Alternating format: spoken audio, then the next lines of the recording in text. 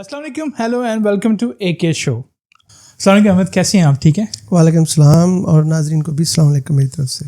अच्छा, आप कल रात जो मुझे कुछ सुना रहे थे, आप हमारी पब्लिक के साथ कुछ शेयर करेंगे? जी, वो हम बात कर रहे थे ना कि जब 1947 में सेपरेशन हुई है, इंडिया पाकिस्तान डिवीज़न हुई है, तो बहुत सारे मासूम लोग दोनों तरफ से, mean it's not about religion, it's about the humanity, कि दोनों तरफ से लोग बेचारे बड़े कत्ल हुए थे, बड़ा एक नफ़रत की आग फैलाई गई थी उस डिवीज़न के दौरान। जी। तो उन दिनों में मशहूर था कि वो जो ट्रेनें चलती हैं ना, वो जो माइग्रेट कर रही थी लोगों को, वो तकरीबन तमाम ट्रेनें जो थी ना वो कत्ल कर दी गए थे। लोग वो पहुंचते नहीं थे खैर खैरियत से। जैसे पाकिस्तान से, जो पाकिस्तान के सिटीज़ थे इंडिया की तरफ जाते, जो इंडिया की तरफ से पाकिस्तान में आते, तो लोगों को कत्ल कर दिया जाता था। तो एक लास्ट ट्रेन मुझे याद है कि मेरे पेरेंट्स बताते हैं कि वो बच्चे थे, तो हमारी फैमिली के तकरीबन 33 लोग शहीद किए गए वहाँ पे। ओबियसली यहाँ से भी किए गए होंगे। जब मेरे पेरेंट्स अमृतसर में रहते थे, तो वो जब माइग्रेट किया उन्होंने लाहौर की तरफ, तो वो एक ही ट्रेन बच के आ सकी थी बड़ी मुश्किल से। वो भी उन्होंने सुना है कि ड्राइवर्स को गन के ऊपर रखा हुआ था कि भाई आपने रोकना नहीं है। सुनी बातें, कोई एविडेंस तो नहीं है हमारे पास, पर बड़ों से सुनी है। तो उस सिलसिले में वो जो ट्रेन पहुँची थी, तो फिर मैंने ना कुछ लिखा था आपको, उसी पे मैंने कहा था कि मैं आप कुछ बताऊँगा आपको। जी हाँ, ज़रूर। मैं लिख के लाऊँगा, तो वो मुझे पढ़ना पड़ेगा चूँकि वो ज़रा मैंने लिखा है, तो मैं स्टार्ट करता हूँ। तक़सीम हिंद का वो वक्त सिर्फ़ एक सियासी लकीर खींचने का नाम नहीं था। ये लाखों दिलों को चीरने, बस्तियाँ उजाड़ने और ख्वाबों को दफनाने का ज़माना था। इन्हीं दिनों वो आखिरी रेलगाड़ियाँ चलीं जो भारत से पाकिस्तान की तरफ और पाकिस्तान से भारत की तरफ रवाना हुई। हर ट्रेन के डब्बे इंसानों से भरे हुए थे।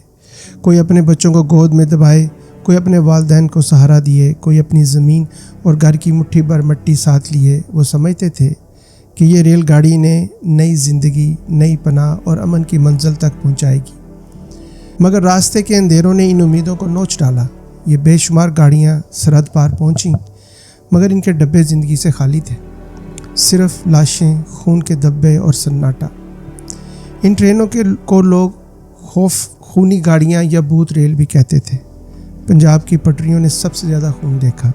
अमृतसर से लाहौर और लाहौर से दिल्ली जाने वाली ट्रेनें तारीख की सबसे बड़ी इंसानी हिजरत की शाहिद बनी।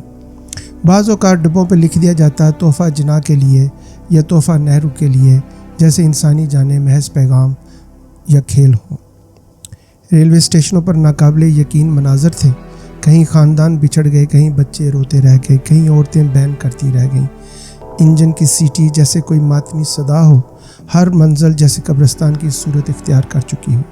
मौरखीन लिखते हैं, सिर्फ इन ट्रेनों पर ही हज़ारों लोग कत्ल हुए। पूरे तक़सीम के दौरान तकरीबन 10 से 15 मिलियन लोग हिजरत पे मजबूर हुए और अंदाज़न 20 लाख इंसान रुकमा अजल बने। इन सब में ट्रेनों का करब सबसे ज़्यादा है और खूनी है, क्योंकि ये उम्मीद की सवारी बनकर निकलती थीं, मगर मौत की गवाही देकर रुकती थीं। ये आखिरी ट्रेन दरअसल इंसानियत का मातम थी। यह हमें याद दिलाती हैं कि जब कौमें नफ़रत और मज़हब की आग में जलती हैं, तो रेलगाड़ियाँ भी कब्रिस्तान बन जाती हैं। इंसानियत अपनी सांसें खो देती है। सवाल आज भी बाकी है, क्या वो आखिरी ट्रेन सिर्फ 1947 की कहानी थी, या एक इंतबाह कि अगर हमने नफ़रत को शिकस्त ना दी तो तारीख़ की पटरियों पर फिर खून बहेगा।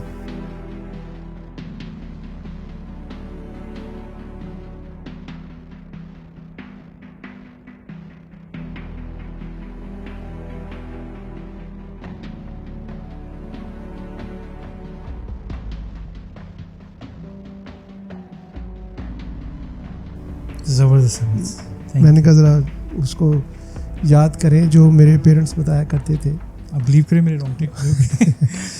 आज के लिए इतना ही। Thank you so much for watching. Thank you for watching. अल्लाह हाफ़िज़।